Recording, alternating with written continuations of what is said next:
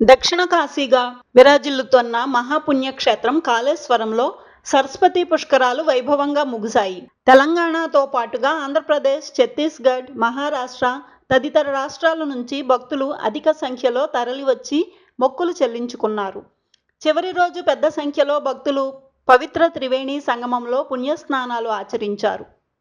దీంతో త్రివేణి సంగమం పరిసరాలు ఈ 12 రోజులు భక్తజన సంద్రంగా మారాయి.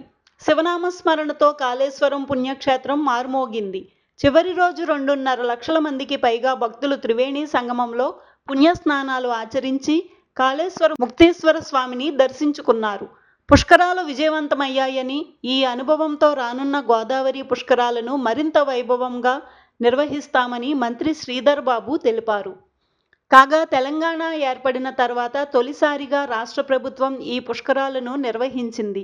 ఈ నెల 15న ప్రారంభమైన పుష్కరాలు 26తో ముగిశాయి.